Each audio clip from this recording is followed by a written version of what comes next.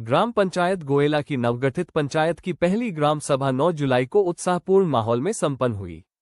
इस ऐतिहासिक ग्राम सभा में 200 से अधिक ग्रामीणों ने भाग लेकर पंचायत के विकास और जनहित के प्रति अपनी सक्रिय भागीदारी दर्ज करवाए। ग्राम सभा की अध्यक्षता युवा प्रधान निर्मला, उपप्रधान गुरुदेव तथा पंचायत के सभी वार्ड सदस्यों ने की। इस दौरान ग्रामीणों ने अपनी समस्याएं पंचायत के समक्ष रखी, जबकि पंचायत प्रतिनिधियों ने विकास कार्यों को प्राथमिकता देने और जन समस्याओं के समाधान का भरोसा दिलाया। ग्राम सभा में बच्चों के उज्ज्वल भविष्य, महिला सुरक्षा और नशा मुक्त समाज के निर्माण को लेकर कई महत्वपूर्ण निर्णय लिए गए। पंचायत ने सर्वसम्मति से तय किया कि 5वीं, 8वीं, 10वीं और 12वीं कक्षाओं में प्रथम, द्वितीय और तृतीय स्थान प्राप्त करने वाले विद्यार्थियों को सम्मानित किया जाएगा। इसके साथ ही खेल, नृत्य, गायन तथा अन्य गतिविधियों में राज्य स्तर पर चयनित होने वाले बच्चों को भी पंचायत की ओर से सम्मान दिया जाएगा। पंचायत ने ये भी फैसला लिया कि पुलिस, सेना, अर्धसैनिक बलों और अन्य प्रतिष्ठित सरकारी सेवाओं में चयनित होने वाले युवाओं को भी सम्मानित किया जाएगा, ताकि उनकी सफलता से अन्य युवा प्रेरणा लेकर आगे बढ़ सकें। महिला एवं बाल सुरक्षा को ध्यान में रखते हुए बिना अनुमति पंचायत क्षेत्र में फेरी वालों के घूमने पर रोक लगाने का निर्णय लिया गया। आवारा पशुओं को खुले में छोड़ने वालों के खिलाफ कार्रवाई की जाएगी। सार्वजनिक स्थानों पर शराब पीने पर प्रतिबंध लगाने और नशे के खिलाफ सख्त कदम उठाने का भी निर्णय लिया गया।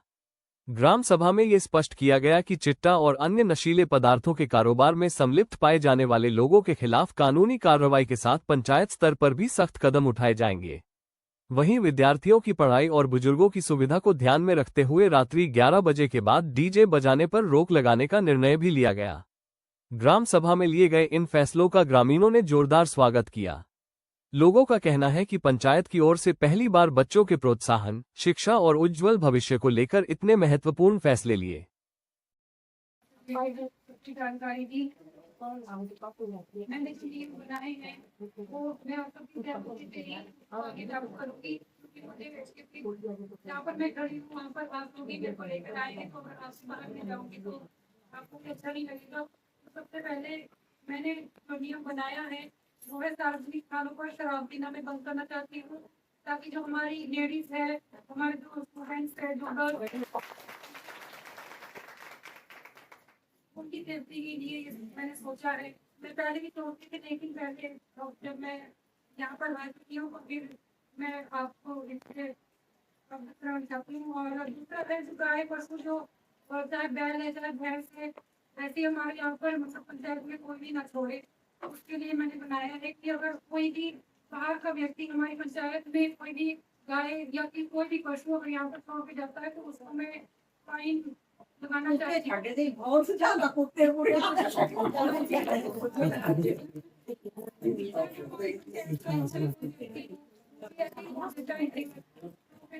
ऊपर मैं फाइन लागू करना चाहती हूँ।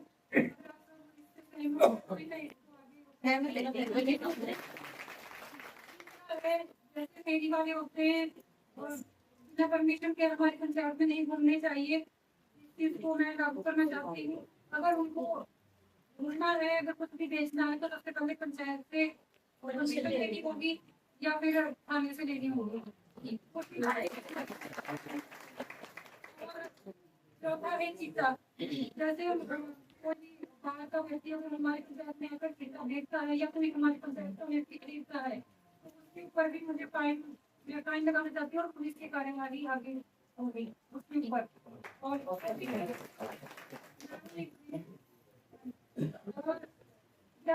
बाद में चीजें बंद करना चाहती हूँ। जब भी कोई शादी का प्रोग्राम होता है तो 11 बजे के बाद डीजे नहीं लगना चाहिए। और मैं क्यों ये बंद करना चाहती हूँ, क्योंकि कई बार ऐसा होता है कि फरवरी मार्च में बच्चों के एग्जाम भी चल रहे होते हैं और शादियों का टाइम उस टाइम का ही होता है, तो फिर बच्चे पढ़ नहीं पाते हैं और हमारे गुरु है उनको वैसे तो भी नहीं करते, नींद भी आराम होती है और वो बीमार भी होते हैं और बच्चों की पढ़ाई भी डिस्टर्ब होती है। इस चीज को ध्यान में रखते हुए मैंने ये नियम बनाया है।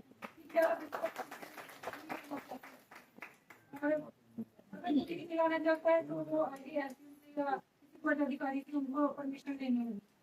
और ये तो मैंने कुछ नियम बनाए हैं अभी तक, क्योंकि अगर ज्यादा मैं वो करूँगी तो फिर आप बोलोगे हम पर बहुत ज्यादा पाबंदियां कर रहे।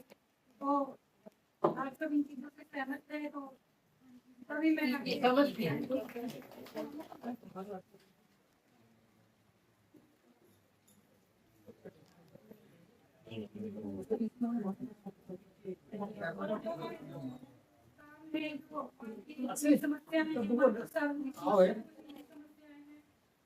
मैंने वार्ड पंच को मैंने सब कुछ जिम्मेदारी सौंपी है कि वो अपने अपने वार्ड में मीटिंग्स करके वहाँ पे एक्टिव होगी या आप सबकी समस्या को सुनेंगे और हर वार्ड में मीटिंग्स रखी जाएगी। तो आप सब जो भी समस्याएं बोलेंगे उसको हम आगे उसका निपटान करने की कोशिश करेंगे।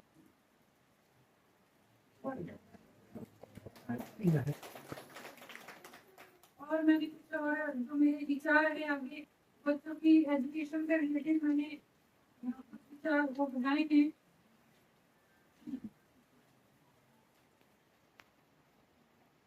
सबसे पहले तो जो मेरा विचार है वो है बच्चों की एजुकेशन से रिलेटेड, ताकि हमारे जो बच्चों को है पढ़ाई में बढ़ावा मिल सके, उनको प्रोत्साहन मिल सके। इस चीज़ को ध्यान में रखते हुए मैंने सोचा है, मैं पहले भी सोचती थी कि ऐसा होना चाहिए पंचायत की तरफ से।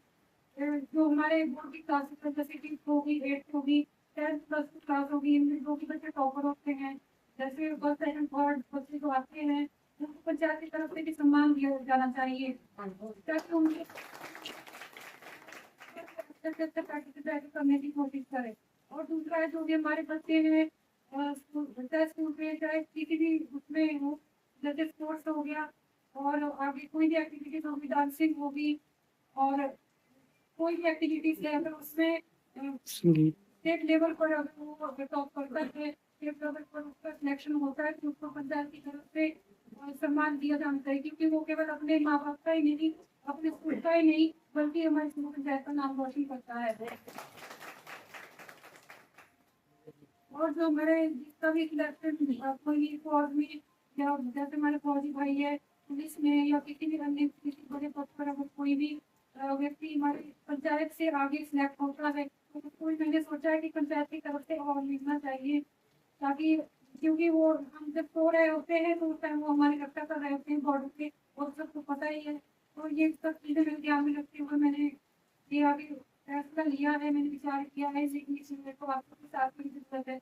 ये सब तभी हो सकता है अगर मतलब अगर फंड भी अगर आए या फिर हमारी हेल्प भी करे कोई तभी हो सकता है, नहीं तो फिर आगे तभी ये लागू किया जाएगा जब आगे से होगी। और यही मैंने सोचा है अभी तक। तो बाकी जो मैंने समस्याएं आपको बोला है तो वो मैं खुद आपके वार्ड में आकर सुनूंगी और जो भी आपके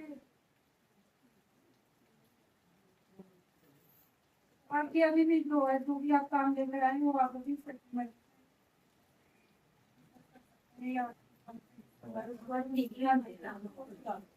वार्ड फंड